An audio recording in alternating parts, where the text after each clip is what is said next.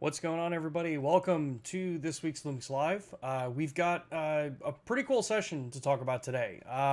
It's one of those that I think, we've not really ever had a lot of conversations about, how the FN buttons work on the cameras, what's available to be used within those different custom functions on the different cameras. And a lot of this kind of actually sparked coming from some of the conversations I've had over on the Reddit channels and over on Facebook as well. So hopefully, with the session that we've got today, it answers some questions, shows you guys some cool things that you can do with customizing your camera for your particular filming and photographic style. But before we jump into that, I want to welcome anybody that's new to LUMIX Live. These are the weekly broadcasts that we do every Thursday at 2 p.m. Eastern Time. They're a mix of technical demonstrations, conversations in general, just with all of you in the chat and in the community. Sometimes we will have guests on, like Matt Fraser, to kind of help us with some of the more in-depth topics that he has a lot more knowledge on than I do. And then even what the plan is in the future, actually trying to get some of you to come onto the stream and share some of your expertise in the field. So that's some cool stuff that we're looking to expand on over the next couple of months. So kind of how things go here. If you have a question for me during this broadcast, make sure to tag at Lumix Cameras before it, like you can see that we did before. It just helps me see the question on my end, because if you've been on YouTube long enough, you know that it gives that little orange box so I can see it. And then we can actually go through and answer pretty much anything that y'all want to ask. The questions that you ask do not have to necessarily be directed towards this particular topic. I want to make sure everyone's aware of that you got a question, ask it. If we can answer it on the stream, cool. If it's an interesting enough question, it may actually turn into a stream on its own. We've had a number of streams built based off what y'all have asked us to answer in the past. So I want to remind everybody before we dive into this about the LUMIX Professional Services Program. We have two tiers here in the United States. We have the Red and the Platinum tier. The Red tier is free if you own a LUMIX camera. If you've purchased a LUMIX camera recently, make sure to follow the link. If you're in the US, follow the link on the screen or down in the description. Get yourself registered for at least the free Red level. Like I said, it's free. Gets you into the program, so in the event that you may need to actually get something serviced, you're already one step ahead. It also gets you your 3-year warranty for all the new purchases. But then you also have the Platinum tier. Platinum tier, it's a step up. It's a paid level service. But that gets you a lot of extra benefits and some different level of kind of concierge style service. So when you get into the Platinum tier, you get everything that you have in the Red tier. You get 3-year manufacturer warranty extension. But in the Platinum tier, you get 2-day repairs with next day shipping both ways. So if you're very time crunched on getting equipment back, you can definitely take advantage of that. You also get discounts on out of warranty repairs. So if something happens in the field or you drop a camera, break a lens, something like that, you get a discount on the repair for that, since those typically are not covered under warranty. You also get sensor cleanings and camera cleanings and calibrations and all that kind of stuff. So if you're working and you know that you want to have your equipment in tip-top shape for a new season to start, you've got that whole service platform around you. And then probably for a lot of people, in some cases, you'd much rather speak to a person instead of going over chat and emails. So the Platinum tier also gets you a member hotline that you can call in and actually speak to a person to troubleshoot an issue, ask your questions, things like that.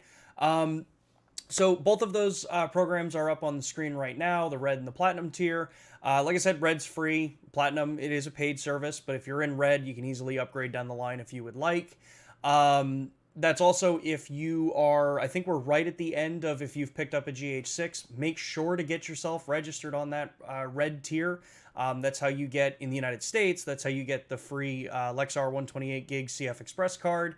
So yeah, make sure you've got all of that squared away, because that program is coming to an end pretty soon. So you want to make sure you take advantage of that.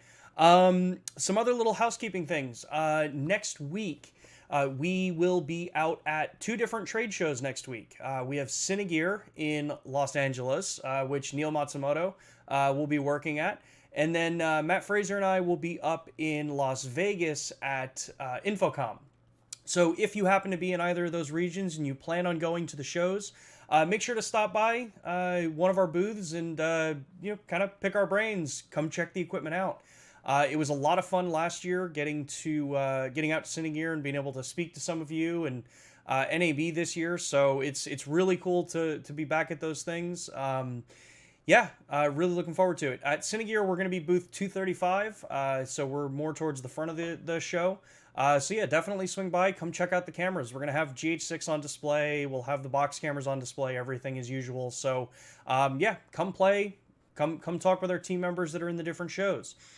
Let's see here. Let me take a look real quick at some of the questions before we go into the FN button customization.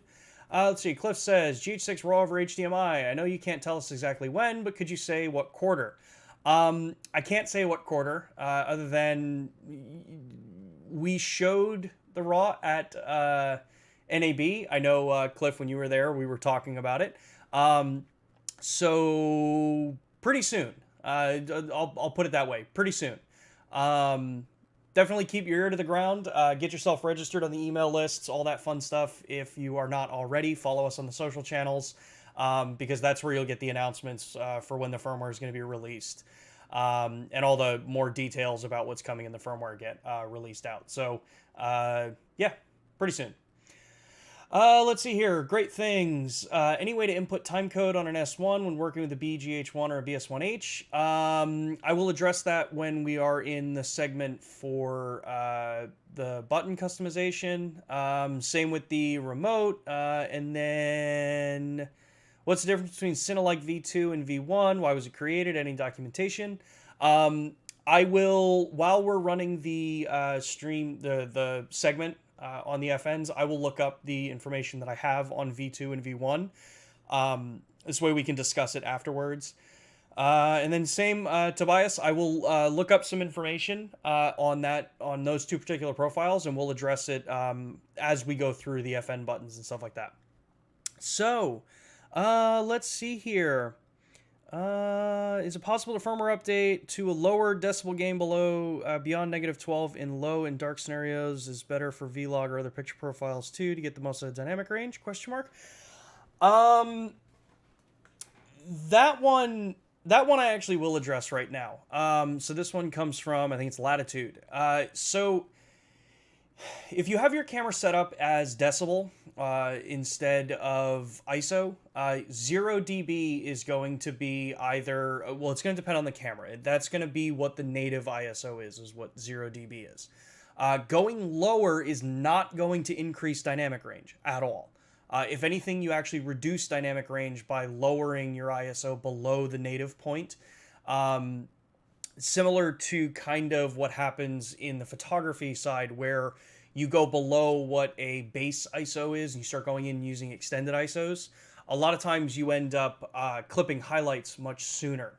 So if you want to get the most out of Vlog, V-Gamut, if you're in an S-Series camera or the GH6, you want to leave it either at 0 dB, and then that'll change if you're on a GH6. If you're 0 dB outside of dynamic range boost, or 0 dB if you have DR boost turned on, you want to stay at those points. That will get you the most dynamic range that you can get out of the camera. And then the rest is just going to be up to your lighting. How dynamically lit you're going to make the scene kind of shift up. Let's see here. What is the native point? Can you say the number? It depends on the camera. So if you're in the S-Series cameras using Vlog and V-Gamut, your native ISOs are 640 and 4000 for Vlog. So 640 ISO and 4000 when you're using Vlog on the S1, S1R, or S1, S1H, and S5. The S1R does not have dual native circuitry, nor does it have Vlog. The GH6, in non-dynamic range boost mode, your base or native ISO for Vlog is 250. When you turn DR boost on, it goes to 2000. So it's 250 and 2000. That would be your native points for the camera. Easy way to tell on the GH6 is when you go into a color profile, what's the lowest number you can go to before you go into an extended ISO where it will say L dot, so it would be low. The sensor architecture in the GH6 is very different than what's in an S1, S5, S1H. Those are dual native circuitry cameras, so that means that they have two physical native points.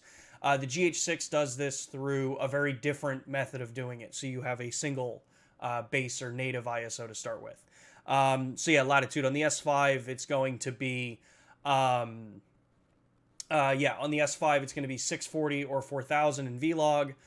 When you're outside of that, it changes, and I'll look up the exact numbers for you while we're playing the session. When you're in standard color profiles, it's going to be, I think, 100 and 640. And then HLG and Cinelike Ds change those numbers a little bit. But I will look them up for you in a moment. Let's see here. With that, let's actually jump into the session that I've got going on. This is a recorded session, just like what we did for the last couple of weeks. I think it's worked out pretty well because it keeps that information kind of succinct and allows you to kind of build your questions, and I can answer questions over to chat. So while this section's playing, feel free to continue to write in the chat. I'm going to continue answering them through the text. And then when this is over, we'll come back and then we'll address more questions in person. So yeah, let's go to Past Me. All right, so today we're talking about the FN customization on your Lumix cameras. Now, there's a couple different ways that you can actually get into the camera to program these different buttons, but to start with, we're going to kind of walk around my GH6 here, and this is going to be the same for every Lumix camera that we have. But we're going to go over where you can find the custom function settings in this camera, but then also a couple of the cool little tricks as to how to actually not necessarily have to go menu diving to find these things. And then we'll also talk about what the actual options are, what they mean, how they can actually affect the camera. And then I'll give you some of my kind of recommendations, at least as to like how I have my cameras set up between my GH6, my S5, and then even my GH5 Mark II. So to start with, you're going to notice on the back of the camera here that in a lot of the newer cameras, there's not really as many labeled FN buttons on the cameras. So like if we're looking at the back of my GH6 here, you'll see that there's not really any like buttons laid out that say, hey, this is an FN button. Where previous cameras, like some of the point and shoots, you'd actually see FN written on the key. And part of that's because the vast majority of the options that are available on the cameras, and the buttons, I mean, can be programmed. You can either turn them on, turn them off. You can set them up to do whatever it is that you want to actually have them set up to do. So it gives you a lot of flexibility to the point where if buttons started to be labeled, you'd end up having to like, all right, well, which label do you actually want to put on this? What it ships out as from the factory, or do you want to have it just, you know, as an empty button and know that it's going to be programmed however? So to start with, again, you'll see, all right, so I've got my 4-way directional pad, I've got my joystick back here, and to get into the actual custom functions settings, it's actually super easy. The main way that most people do it is you click on the menu button, and then you're going to see here that you go into the custom settings menu. So this would be the gear icon. And then you're going to go to operations page 1. And what you'll see on this setup here is that I can go down, and then you'll see FN button set. So when you click on this, you have two options here. You have a set of custom functions that are going to be ready for the recording mode, which means that you're in photography or videography. But then you also have playback modes for different custom functions. So you can independently program these so that they function differently depending on what the camera's mode is set up as. So in this case, we're going to go into the rec mode. Now here, this gives you the visual representation of every button that can be programmed on the GH6. And this is going to be the same for, you know, the GX cameras, the G85, G95, GH5, you name it. All of our cameras have this kind of display for showing you what can be customized. Newer cameras like the GH6 and S5, GH5 Mark II have more options for customizing the different buttons. Same with like the G9. So you won't see every single one of these options available on your camera, but the vast majority of them, as like the core settings, which I'll point out, will be kind of universal across all the cameras. So as we can see here, I'm able to, right in this menu, I can change out what the ISO, white balance, the exposure compensation buttons are programmed to, what the audio button is set up to do right on the GH6 here. Even the recording buttons, I can go in and change what they do here instead of having to dig through a menu to find just the recording button, say. But it goes further than that. So as you come down here, you'll notice in the top here that there are 3 pages worth of buttons that can be customized on this particular camera, again, on the GH6. So as I'm like looking down here, you'll see that when we go over to the actual back side of the camera, you've got things like the quick menu, the AF on buttons can be programmed.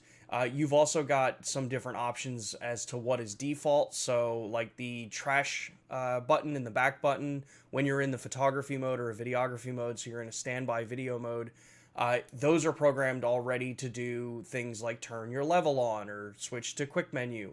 These are all the default settings, is what you're seeing on the screen right now. But then when we go to like page 2, you'll see that now this is where you see the front 2 FN buttons here on the GH6. You also have the video record front button, or the sub record button up front, so you still have control of that. This is also where you get in to see the touch tab custom function buttons. Now, a lot of cameras that we've come out with recently, you'll notice that they're not on by default, the rear touch tab. Some cameras you do have to go into the menu and enable them, and I will show you how to do that in a moment. But this gives you an extra 5 custom function buttons that you can choose to set up how you want. And again, I have the camera set up right now as if it's default. So this is how it comes out of the camera for the first 2 pages that we're seeing here. But further than that, when we go down past the page 2, you'll see this is where it gets actually really in depth into what you can customize. So to start with, on the what we're looking at right now is the joystick, so FN9 through FN13. The joystick on the back of the camera, so this is an 8-way joystick, but you have 4 options for customizing the different buttons. Technically you have 5 because it's also a press button. So the way you enable this is you actually have to tell the system that you want the joystick to be able to be used as a custom function option. So right now you'll notice that these are all grayed out. So this is another option that you can turn on or turn off. Now, something to keep in mind is if you do use the joystick as a custom function rocker, so you want to add those 5 extra buttons to it, it changes the way that joystick actually works. So it will no longer control your autofocus point when you move it if you set it up as a custom function controller. So just keep that in mind if that's something that you want to use. But what I have set up in mine here is, and if you notice, is that I have my rear directional pad. So this is the rear command dial here. I have the 4 directions on this set up as custom functions as well, and I often will change these pretty consistently through the different options that I want to be using at any given time. So right now you'll see that I have FN14 and FN17 are disabled right now, so I don't have them acting as any kind of custom function button, but I have FN15 and 17 acting as both my waveform toggle and my dynamic range boost toggle. So this whole setup right here that you see with how many different things can be customized really is designed so that the camera can fit exactly how you like to shoot, instead of necessarily having to be stuck with what any manufacturer decides is like, okay, this is where the buttons have to be.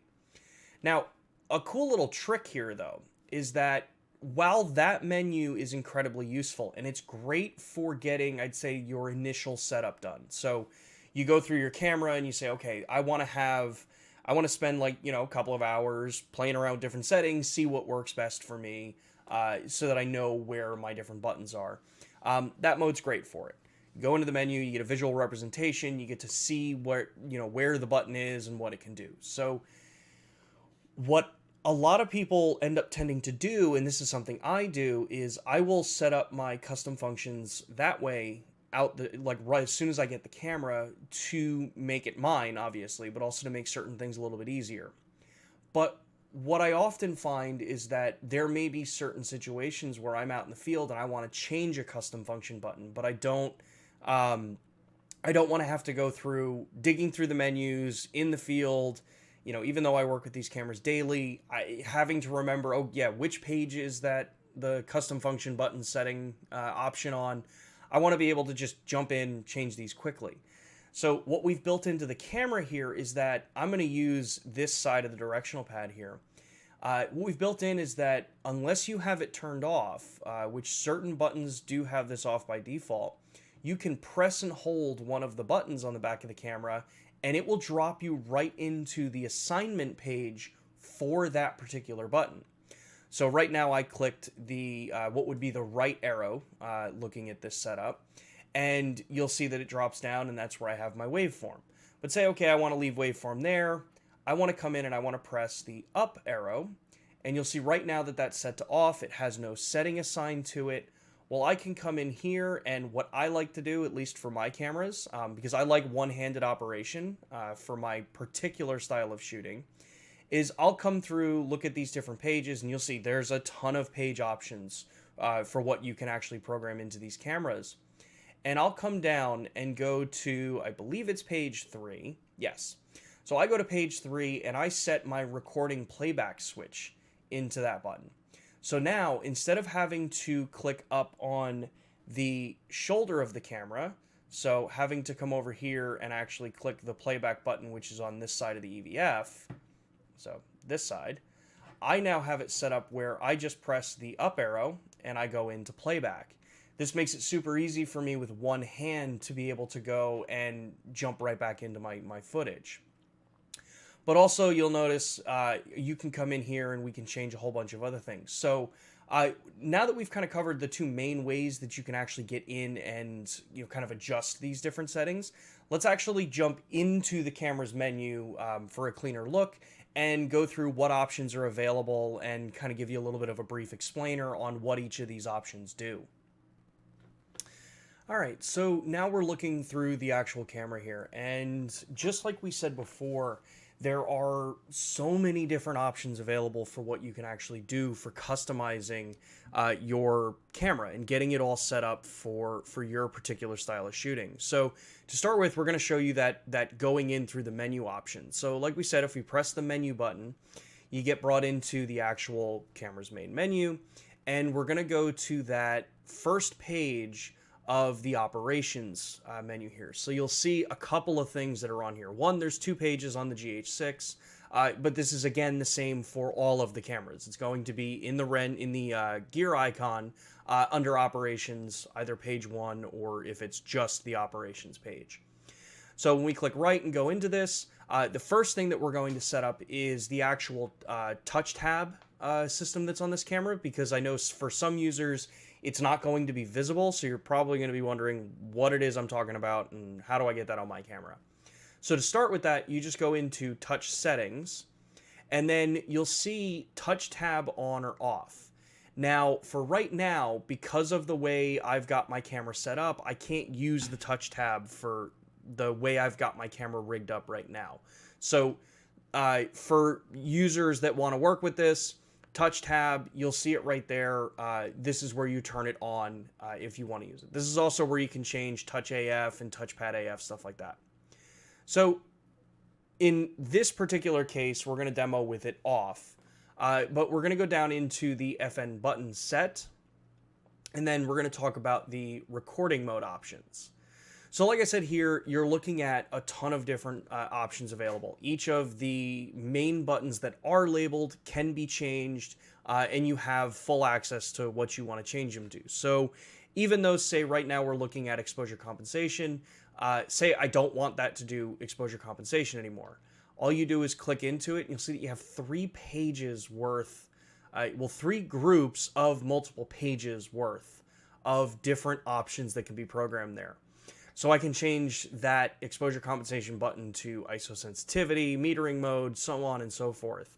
But some of the things that I find maybe a little more useful for certain situations as far as what can be programmed to different buttons is really down to some of the things like being able to toggle on and off different modes that help you create your style of video. So in this particular case, say I wanted to be able, as we can see on the screen here, be able to toggle on and off synchro scan because I might be going into an environment where I need to have synchro scan enabled.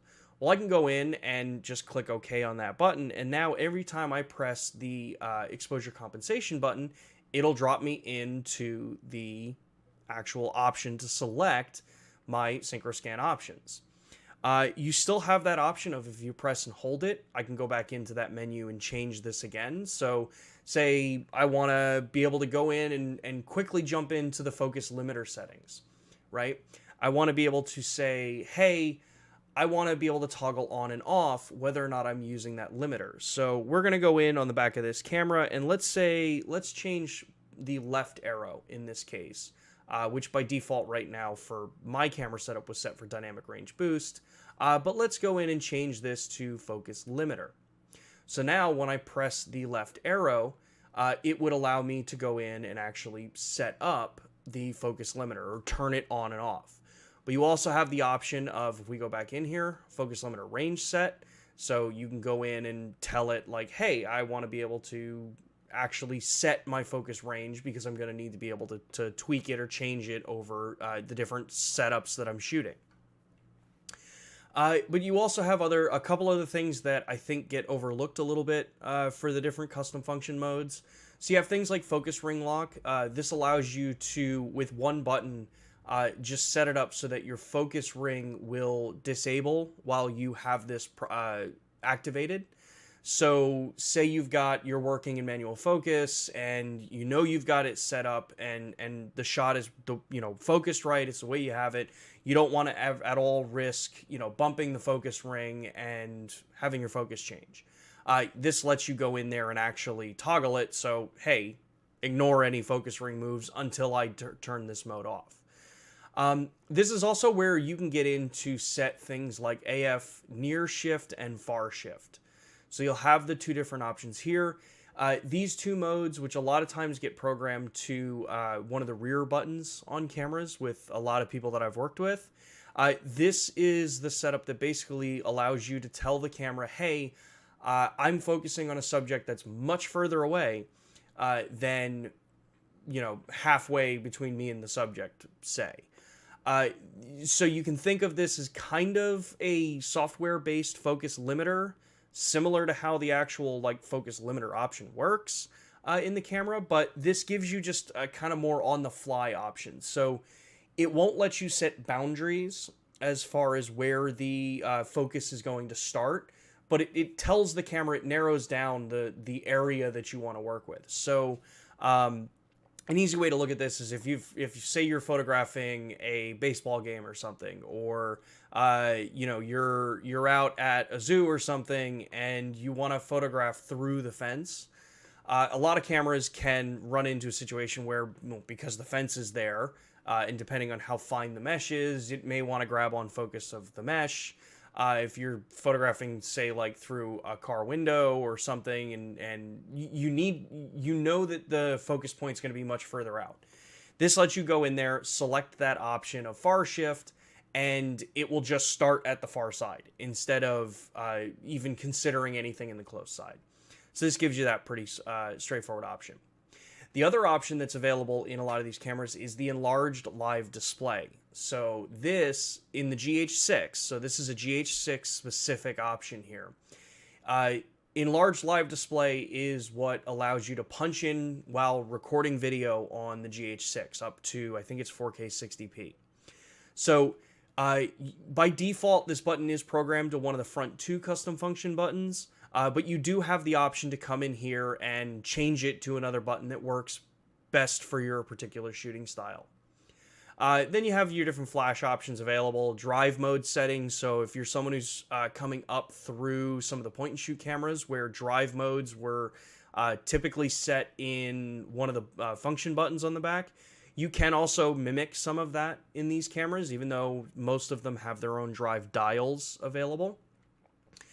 Things like image stabilizer, shutter type, which can become really useful in situations where if you know that you want to use an electronic shutter, but you don't want to dig through the menu to change these things. Again, that's kind of the big point of the custom buttons, the custom function button settings on the Lumix cameras is pretty much every little thing can be programmed in here so that you have direct access without needing to go through the menus.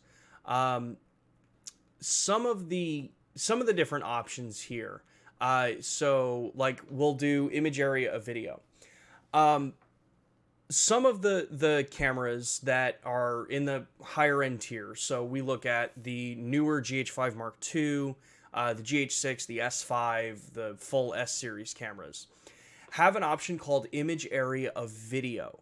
Now, a lot of video users that have been working with the Lumix cameras for a long time may be used to setting up the camera so that they can use, I think it was digital zoom and EX teleconverter, which would allow you in things like 1080 or 4K, as long as that resolution is lower than what the sensor resolution is, that would allow you to do punch-ins, like we talked about a couple weeks ago.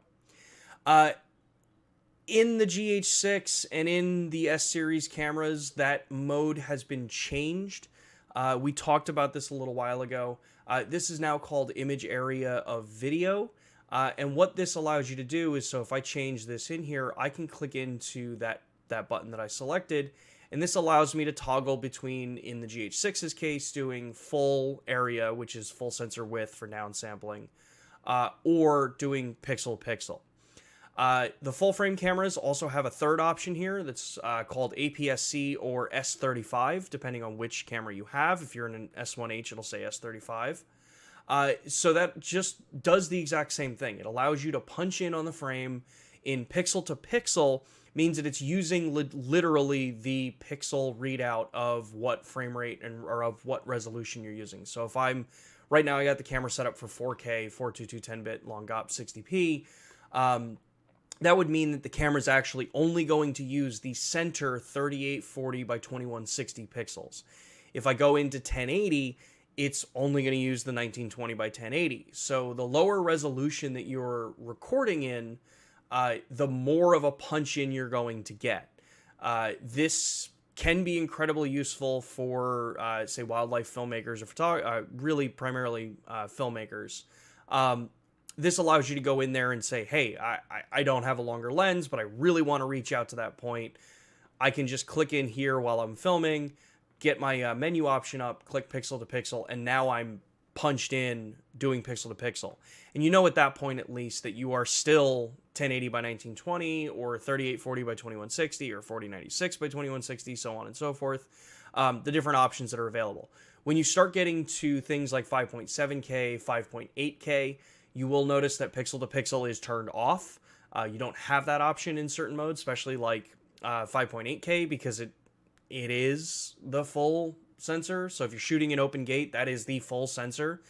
So certain things, you just want to look at it and kind of understand that when you're at a certain resolution, there is no difference either between pixel to pixel or full, because you're already at the furthest region that you can get. When we go further into this, I'm going to look at one of the front custom function buttons. And again, this is on the GH6. So if I have press and hold this, I press and held the top front FN button. So what I can actually do here is I'll actually show you the other way to do this. So if we're looking at the camera here and I scroll down, we're going to look at this button here. So FN2, this is the front top FN button. So depending on the different ways that you use the camera, if you're someone who's using the GH6 as a photography camera, like I love to do, you can go in and program some of these modes for whether or not you're using photography or videography as your main setting, to get you the different setups that work best for you. So in a lot of cases here, as I keep pressing buttons, I will actually come in and set a number of my options up so that if I'm going to be photographing something, it's easy for me to just quickly jump between modes. And one of the things that's really important to me with working out in the field, if say I'm doing like Astro or Live View Composite like I was showing the other night, I want to be able to get my camera very quickly set up so that I can connect into my phone for remote control. So what I do is I usually have in this particular camera, I have the front top FN button, so FN2, set up for my Wi-Fi. So that means when I just press this button, it drops right in, starts the Wi-Fi up, and then I'm ready to go. I'll also typically set the front bottom FN button if I'm doing filming as my dynamic range boost mode. But this also changes sometimes. Like I said, there are so many situations where you may want to just change these buttons on the fly and come in and say, okay, well, for this particular shoot, I don't really need dynamic range boost as that front one. I want to change this to, say, the frame markers. So you can come in here and change this in to let you actually pull up frame markers. So if I do this, now my front button is set for frame markers. So when I press that, it'll toggle the frame marker that I was using. So I can quickly be jumping back and forth. So say I'm shooting open gate and I know that I'm going to be doing a 16:9 for my delivery for the client, but you know, you're either getting an inkling that they're going to want a vertical, or you know that it's part of the spec and they want a vertical crop out of it. I can be setting the camera up and toggling on and off my vertical 9:16 frame marker so that, one, I don't have to have it on the screen all the time if I don't want to, if I know that I'm filming a particular point that's ready to go, and I don't have to change any settings on the camera. So this lets me just come in there and quickly change this out.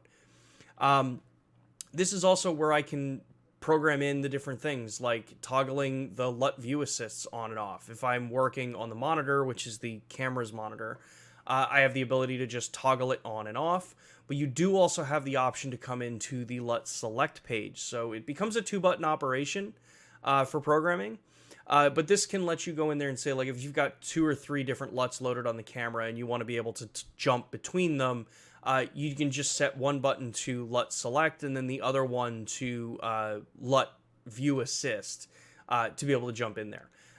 All of these things are just set up so that you have that full control. And as a lot of people know that look at these cameras, there are so many options available in these menus, as we can see here, that it's crazy how much is available. You also have the option, a very quick option here, as you can see, to set a button up so that while you're working on your camera, and say you're setting up multiple different settings for different shooting styles, you can set it up where one of your custom function buttons on the camera right now can be a immediate drop-in to saving the mode that you're shooting up, that you're setting into C1, C2, C3, C4, without having to dig through the menus and remember where that is. So it gets a little confusing sometimes. But again, this is all set up to just give you that infinite control over getting the camera your particular way. Now, one of the last things that we're going to talk about right now is one of the parts that I mentioned before, which was using the joystick as a custom function button. So by default, like I said, the joystick is set up to be your direct movement or direct focus movement. So what this means is that as you use your joystick, it's going to move your focus box around. And for a lot of people, that's the primary way that you want to use it. But say you're someone that's using manual focus lenses, or you have your camera rigged up and you're not really hand holding it, so you don't really need that joystick for necessarily focus movement. Well, you can come in here and click into this option and you have a couple different choices. You can set it to FN, which means that you now have 5 additional custom function buttons. You also have the option to change this to menu, which would allow you to just press it and go into the menu, or you can just completely turn the joystick off if you want. So for this, what I'm going to show you is that if I change this to FN, and then now go back up into the FN button set menu under record, you'll see now that the FN 9 through 13 are now enabled, and I can come through here and I can change them. Now, each of these ones, this menu is a good page to like kind of understand which button does what, because it points it out on the camera. But this allows me to come in here and change it and set it up however I want. Last thing to mention about as far as FN buttons go, is that you do also have the option here, as you can see, to turn it off, but also disable the press and hold option. There are certain times where you know that you want a certain button just off. You don't want to be using it for custom function, and you don't want to have it set up where if you end up leaning up on this button, pressing and holding it, having the button actually start going into this menu, that can be annoying in certain circumstances. So it is set now that you can go in there in all these different buttons and just set it so that it's off and it's not going to allow you to long press to drop into the page. So like I kind of showed, there's so much stuff that you can customize on this camera. And like I said, there are so many different options that can work best for whether you're a photographer or videographer. I shared you a couple of my personal setup options that I have and how I use my cameras, and that's going to depend on which camera I'm using at that particular moment. You know, with a camera like the GH6, I showed you that the directional buttons on the back I will typically have set up for things like waveform, vector scopes, the Vlog View Assist, stuff like that. But when you flip to cameras like my S5, I typically will have that camera set up actually a little bit different. That one I'll have set up where I want high resolution mode programmed into one of the buttons, since unlike the GH6, the S5 has a menu accessed version of that. You also have things like live view composite in cameras like the S5 or the G100, things like that, GH5 Mark II, where again, if you want to be able to go in there, I've got those programmed into custom function buttons. Each of these options just make it that much easier for me to jump through. Even my box cameras, because the box cameras do the exact same thing. Each of the front buttons can be programmed. So I encourage everyone to play around with these, because there's so many different things available. There are so many options that are available in the camera that you may not actually realize are there, because they're typically buried down in a menu, and you may not necessarily actually ever think to go into a menu or into a certain page to change it.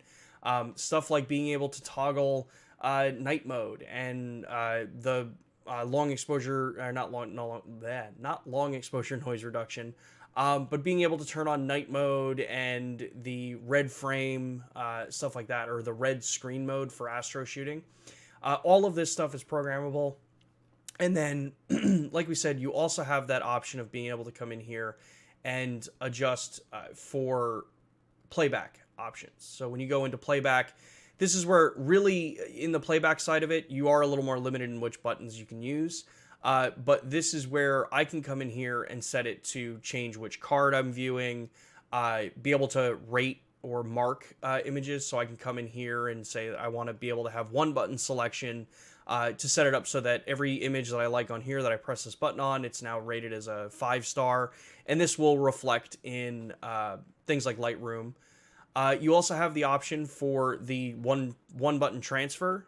So when you come in here, this will, when you're on an image, press the Q menu button and it will turn Wi-Fi on, connect to your phone, and send the image. So lots and lots of control here. Even with certain things like copying. There are probably an amazingly underknown or just not known option that you have in cameras that we make that have 2 memory cards. So you have the ability to come in here and actually copy all of the files from one card to another in the camera. So if you're someone using a CF Express card and you don't have a CF Express reader, but you have an SD reader, You could come in here, program in one of these buttons to go copy, and then that allows you to go in there, pick card A to card B, what folders you want to copy, or do you want to copy all of it? You can copy select images. So yeah, all of this is in the menus that it lets you change and adjust everything that you want. This is also where you can go in and turn off things like the video record button when you are in this mode, so that if you're in playback and you know that you don't want to have the option to bump the camera and drop out of playback, you can come in here and turn this off, so that, again, it's just basically that if I'm in playback and I press the video record button, I don't want it to drop out of that mode and start recording. So I hope that was helpful. I hope you learned something about the different custom function buttons that are available on the camera. There's so much to go on about, and what's available for these cameras. And again, it's the same between whether you're using an S-series camera, a G-series camera, or even the point and shoots. Just not every option is going to be available in each of those cameras. So with that, let's go back to the studio. So, yeah, there's so much, like I've said over and over again, there's so much that can be customized in these cameras, and I think it's hard to go over every little piece, because it's so subjective. It's really going to depend on your particular shooting style, like what you like to actually have your camera set up for. But there's been a ton of really cool questions that came through in the chat. So I want to take the rest of the stream, so like the next about 10 minutes, and go over some of the ones that I didn't answer in chat while we're going through. So let's start going back up here. So the first one that I want to actually kind of address was actually a question that came up from, where was it? I think Cliff brought the question up. It's somewhere in here. Thank you, YouTube. Any news on the L squared announcement, what it is for for Lumix customers? It's still very early days and very early information. So even I have very limited information as to what it actually is. But one of the things that I can say right now is that the whole purpose, at least from our side, is to combine the strengths. As some of you have seen the video up on the global page, it's to combine the strengths that we have between Leica and Panasonic. So any questions for Leica, you'd have to direct over to Leica, and any questions for us, you can address to us. It is a kind of different kind of contract that we've had between Panasonic and Leica for a very long time at this point. And really what the kind of big thing is that the collaboration allows us to just begin to increase like the bundling of our core competencies as we develop new technologies. So think of it more of an evolution of what has been in the place with Leica and Panasonic over the years. It is different than the L-mount Alliance. The L-mount Alliance is that's about the mount system. This is a separate part of something like that. So that's about as much as I know at this particular point. I didn't want to let that one go and not answer your question to the best that I'm able to at this point. But definitely stay tuned. As like any announcement, there's always like this, well, what does it mean? When are we going to see the fruits of things like this? So just stay tuned. Keep subscribed to all the channels, all that kind of stuff, and more information will come out as time goes on. So I encourage you to go take a look at the video over on the Panasonic Lumix Videos channel. That's our global YouTube channel after this video, of course, to actually see the announcement. And then, as things move forward, more information will come out, and we'll all be more informed as time goes on. So let's see here. One of the questions that came up. Okay, so I think I addressed the second part of your question, Cliff. Where was it? So yeah, JC, your questions that came in. I tried to answer them a bit in chat, but so far, on the box cameras, when you want to set the front custom function buttons for controlling your f-stop, it is called iris in the box cameras, which I assume people probably know that if you've worked with a box camera. It's more of the cinematic and the video side name for aperture. But I just tested on my units here, and while they're recording, I can change. So it's possible that in your particular situation, there might be something blocking it. It could be the lens, could be, really, it could be anything. But one of the things that the box cameras have that's actually a pretty cool feature is that there is a monitor on the market right now. We've shown them at different trade shows in the past that will let you connect over USB into the camera and then have full camera touch controls. So menu control, iris control, all that kind of stuff. It's definitely a great monitor to add to it. Definitely take a look at those. They're pretty solid options. They're good for viewing outside. I have one right here. The monitors are nice. You can take a look at it. They're not recorders. It's just a monitor, though. And that can make controlling and working with the box cameras maybe a little bit easier. So you have a more traditional control set. Let's see here. Trinity Media says, in AFS mode, when you fine-tune the focus by tuning it manually on the lens, is there a setting that will tell the camera to stay on that focus? Sometimes it keeps trying to change focus. So, this is probably going to actually be just a bit more of a, put the camera in a different mode. If you know that you want to use, say, autofocus single, so half press the shutter and the camera focuses and then you're good. This is where actually having the camera in manual focus and using back button, the AF on button, will do exactly what you're describing. Having it set up where AFS is the primary means that out of the box, anytime you half press the shutter, it's going to try to refocus. That's what the system's designed to do. That's what an AFS system is.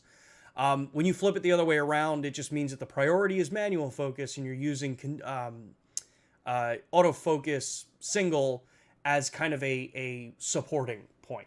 So yeah, for your particular setup, Trinity Media, I would just put the camera in manual focus, use back button, the AF on button in the back, and it'll do exactly what you're asking it to. When you set that point and fine tune it with manual, it'll stay locked there.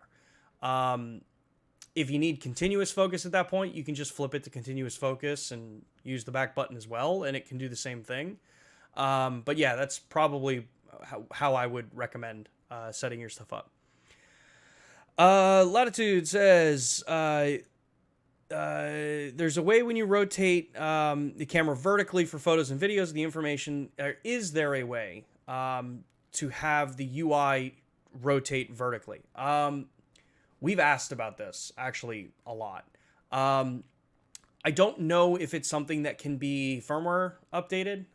Anytime you look and see like a major UI change, it's never as easy as it sounds to implement. Because at that point, it's making sure that every single thing is working perfectly as it does in landscape. But we can bring it up. I can't make any promises that it's something that can be changed. But it is something that know that Matt Frazier and I have thought is actually really cool and would like to see. But I don't know of many cameras that have adopted it. I think there is one brand that does it. So let's see here. Hazel says, what does it mean when you get some files cannot be sent because of destination limit? Any idea on how to fix this? I get it when trying to move files from camera to phone via the app. Yeah, so most likely what that is, not every mobile device can support all of the formats that the cameras can send to them. So when you first set up, say like the LUMIX Sync app or the Image app, and you want to transfer a RAW file, you usually get a little pop-up notice that says the destination may not be able to read these files. The other thing that can happen is if you're sending a bulk set of files, or if you have, say, auto transfer set up, only certain cameras can send MP4 4K files over Ethernet, like over the wireless connection. And what that could mean is that it's come across one of the files that is basically just not able to be transmitted. So that's probably what that notification is. It's hard to pinpoint exactly what it is without seeing the files, but if you go into your camera and you shoot like one JPEG, one RAW, one MP4, one MOV, one AVC HD, and then you open the app and look at the playback, you'll see a little camera icon with like a line through it. That'll tell you which files can and can't be transferred over. So hopefully that helps. I know it's maybe not the best answer of what you're looking for, but it's kind of how the systems work. Let's see here. FC, is there a way to set custom FN to assign multiple features, i.e. custom FN to change VFR at 1 FPS, then back to... So we've asked about that one. I know that there are some... I think there's some complexity issues with having a custom function button that can go in and perform multiple steps to get it. So I know that it doesn't do it right now. Yeah, so it's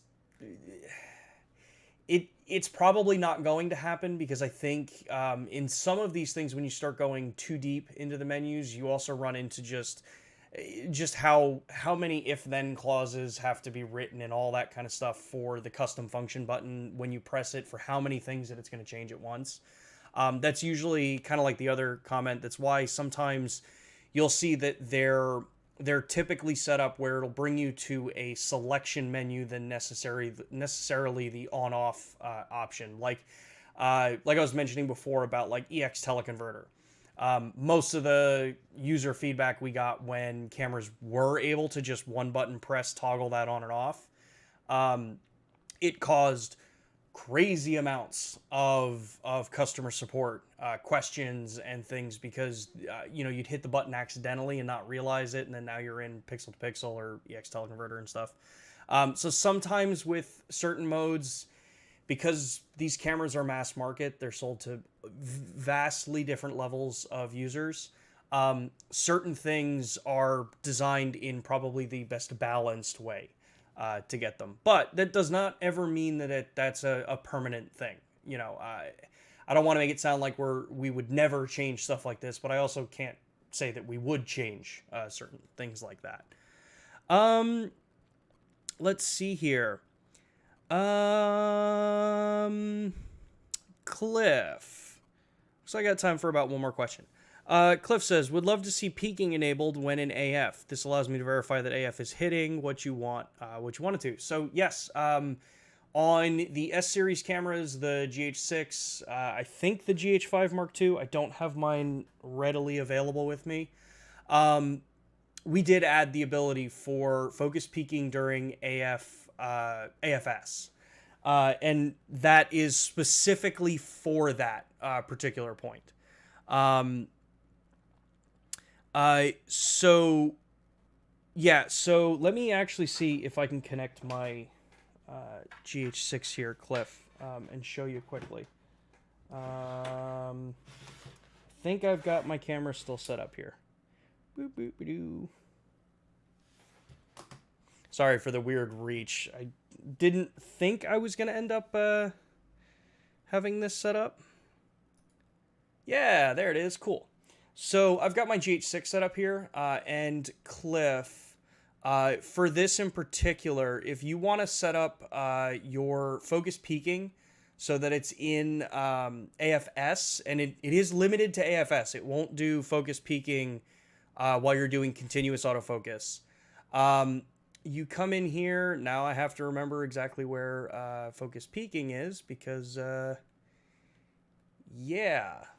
Again, like I said in that video, even though I spend day in and day out with these cameras, I don't always know where every little thing is all the time.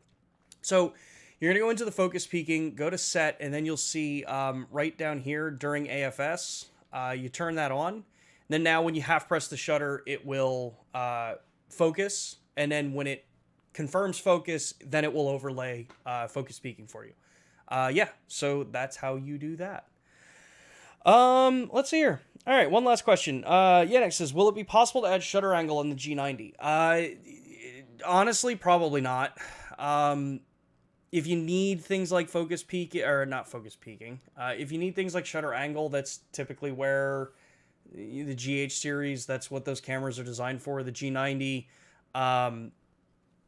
yeah, it's just not designed for it. But we can ask. It's probably very low on a chance of it happening, though. So, yeah, cool. Well, with that, I want to thank all of you for tuning in and listening to me for another week. Hopefully you learned something about the FN buttons and things that you can do. There's so much more, like most of these topics. You know, there's so much more that you can cover in these things. It's always just a little hard to give maybe a little bit of an overview of these things to at least get you started down a path. But yeah, we will be back next Thursday, but we won't be live next Thursday. Since I'm going to be traveling, we're going to have a recorded session up. So that's why next week's session isn't already posted yet, because I still have to actually record it. So yeah, we'll have a recorded session next Thursday, 2 p.m., so same time. It'll be a YouTube premiere, so you'll be able to join in and chat with everybody else like what we've been doing today. And then we'll be back live the following Thursday, 2 p.m. Eastern Time. So if you don't already, get subscribed to the channel.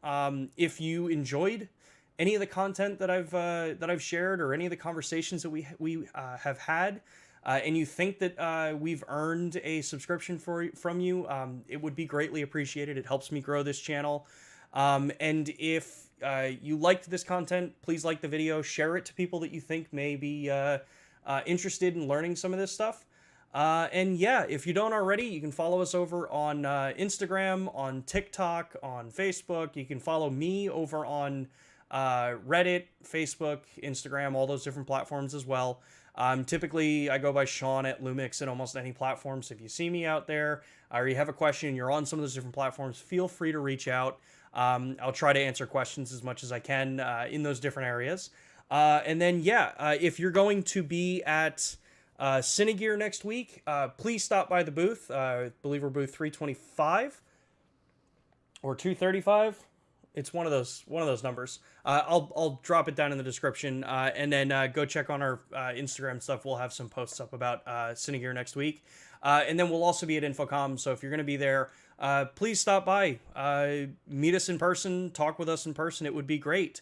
Yeah. So with that, thank you all so much, and I look forward to bringing you the recorded stream next Thursday. So yeah, have a great weekend, and yeah, create some cool stuff. Talk to you all later.